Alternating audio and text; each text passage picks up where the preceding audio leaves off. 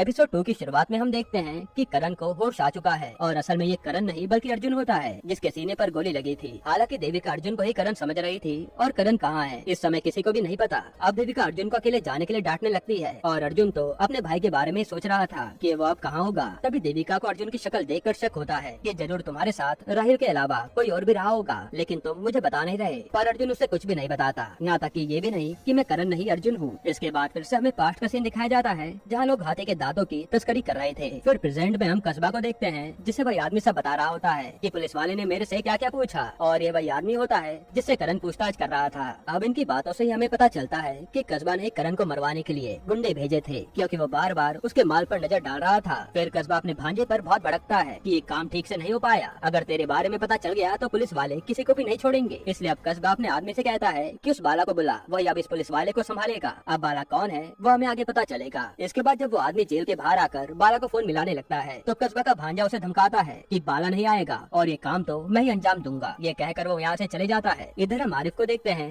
जिसे दोनों भाई करण और अर्जुन के बारे में एक पुलिस वाला बता रहा होता है कि अर्जुन तो एक चोर है और करण एक पुलिस वाला जिसे एक फैमिली ने गोद ले लिया था, इसलिए करण की जिंदगी सुधर गई। फिर आरिफ पूछता है कि मर्डर वाले दिन करण कहाँ था तो उसका साथी बताता है कि वो तो अपनी चौकी पर ही था। वही पुलिस वाला अर्जुन के साथ ही श्रिया जिसे सब लोग टीकी कहकर बुलाते हैं उसके बारे में भी बताता है। अब आरिफ करण से मिलने जा रहा होता है तब उसके सर कहते हैं कि अब ये केस तुम नहीं बल्कि गोपाल संभालेगा। पर आरिफ तो जिद पर अड़ जाता है कि आनंद मिश्रा एक ईमानदार जर्नलिस्ट था और मेरा एक दोस्त भी, इसलिए या तो मैं ये केस संभालूंगा या अपनी नौकरी अभी छोड़ दूंगा। ये देखकर उसके सर मान जाते हैं कि तुम ये केस हैंडल कर सकते हो क्योंकि वो काफी होनहार ऑफिसर था। साथ ही वो कहते कि याद रखना कि करण की बेबी ही उसकी बॉस है, इसलिए उससे आराम से बात करना वरना बात बढ़ जाएगी। अब इधर अर्जुन करण के घर में आता है और देविका उससे बात करने लगती है, पर अर्जुन को तो कुछ भी समझ नहीं आता कि वो उससे क्या कहे। तभी देविका डिवोर्स की बात छेड़ देती है और अर्जुन शॉक्ड हो जाता है कि उसका भाई डिवोर्स लेने वाला था। खैर देविका कहती है कि तुम अभी आराम करो, हम बाद में बात करते हैं। अब कमरे में जाकर अर्जुन तुरंत किकी को फोन करता है और उसे सब कुछ बताता है कि करण शायद मर चुका है। ये कहकर वो रोने लगता है। तब किकी उसे संभालती है और कहती है कि मौका मिलते ही वहाँ से निकल जाओ वरना पुलिस तुम्हें कभी भी पकड़ सकती है। वही देविका के सर का उस पे फोन आता है जो बताते हैं कि सीआईबी वाले कल करण से पूछताछ करने आएंगे क्योंकि हाल ही में जो मर्डर हुआ था उसमें करण का भाई अर्जुन प्राइम सस्पेक्ट है। ये सुनकर देविका के होश उड़ जाते हैं। अब करण यहाँ किकी को कहता है कि तुम बोर्ड का इंतजाम करो, मैं रात को तुम्हें मिलता हूँ, फिर हम दोनों यहाँ से सीधा गुजरात निकलेंगे और मामला शांत होने पर ही आएंगे। तभी अर्जुन के पास देविका आती है और उसे बताती है कि अर्जुन मर्डर करके फरार है, जरूर वो तुमसे बात करने आएगा। तब अर्जुन कहता है कि उसने खून किया होगा तो पकड़ा ही जाएगा। और अर्जुन के मुंह से ये बात सुनकर देविका को फिर से उस पर शक होता है कि ये करण कब से अर्जुन के बारे में ऐसी बातें करने लगा, क्योंकि वो हर बार तो अर्जुन की साइड लेता था पर वो उससे इस बारे में कुछ कहती नहीं। फिर हम पास्ट का सीन देखते हैं जहाँ करण अर्जुन की वजह से डांट खा रहा था और उसे अनाथ आश्रम का आदमी बताता है कि अर्जुन के कारण ही तुम्हें कोई भी गोद नहीं ले रहा। ये सुनकर करण चुप हो जाता है। इसके बाद प्रेजेंट में करण अब देविका के लिए एक लेटर लिखता है जिसमें उसने अपने बारे में सब बता दिया था कि मैं करण नहीं अर्जुन हूँ और वो मर्डर मैंने नहीं किया। फिर वो लेटर लिखकर वहाँ से चुपचाप किकी के साथ निकल लेता है और जब किकी को लेटर के बारे में पता चलता है तो वो अर्जुन को खूब सुनाती है कि अब तो देविका तुझे कभी भी पकड़ सकती है और ये तूने बहुत बड़ी गलती कर दी। तभी उनकी गाड़ी पर हमला हो जाता है जो कि कस्बा के भांजे नहीं किया था क्योंकि वो भी अर्जुन को करण ही समझ रहा था। तब यहाँ पर भयानक कार चेज होता है जिसमें अर्जुन को एक गुंडे से